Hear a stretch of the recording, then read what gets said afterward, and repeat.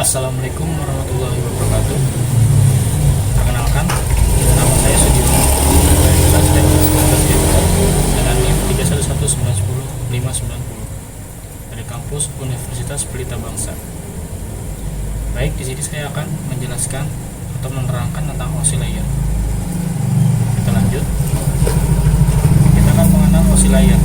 Yang pertama adalah sejarah OSI layer, kedua pengertian OSI layer, ketiga fungsi 7 model OSI layer, dan keempat struktur 7 lapis model OSI. Lanjut. Pertama, sejarah OSI layer. Di tahun 1970-an itu para perusahaan hardware dan software sedang membuat SNA atau System Network Architecture. Nah, karena mereka ingin saling berhubung,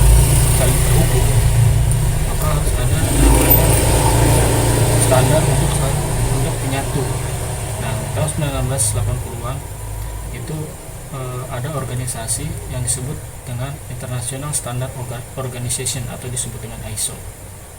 Nah, ISO ini menstandarkan model protokol SNA. Nah, dari standar ini muncullah yang namanya Open System Interconnection atau disebut dengan OSI. Lanjut, yang kedua adalah pengertian OSI layer. Nah, OSI layer ini kepanjangan dari Open System Interconnection. Nah, biasa disebut dengan 7 model OSI layer. Karena apa? Karena memiliki 7 model lapisan. Layer itu lapisan.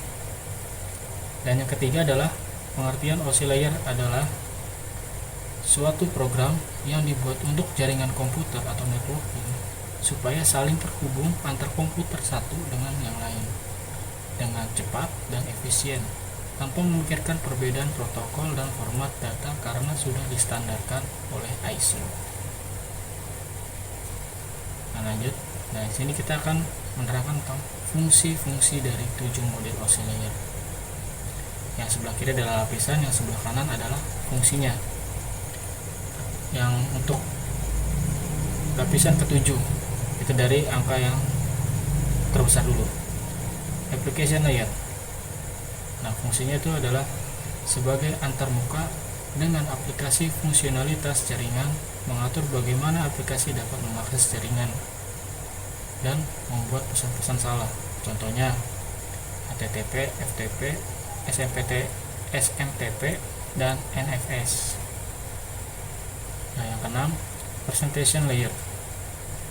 Itu berfungsi sebagai menerjemahkan data yang hendak ditransmisikan oleh aplikasi ke dalam format yang dapat ditransmisikan melalui jaringan.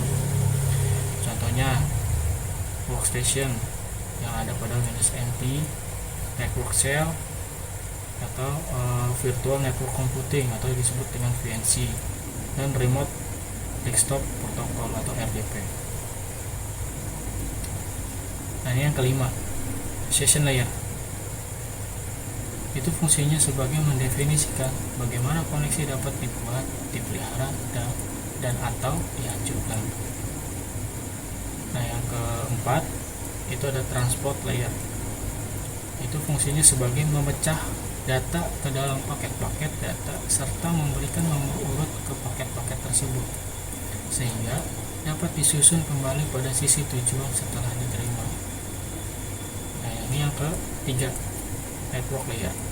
Itu fungsinya sebagai mendefinisikan alamat-alamat IP, membuat header untuk paket-paket, dan kemudian melakukan routing melalui internet blocking dengan menggunakan router dan switch layer 3. Nah, yang kedua adalah data link layer. Fungsinya itu sebagai menentukan bagaimana bit-bit data dikelompokkan menjadi format yang disebut sebagai frame. Selain itu, pada tingkatan ini terjadi koreksi kesalahan dan flow control, pengalamatan perangkat lunak ras atau disebut dengan media access control address atau MAC address. Nah, physical layer fungsinya itu sebagai mendefinisikan media transmisi jaringan, metode pensinyalan, sinkronisasi bit, arsitektur jaringan, seperti halnya Ethernet atau token ring, dan topologi jaringan dan pengkabelan.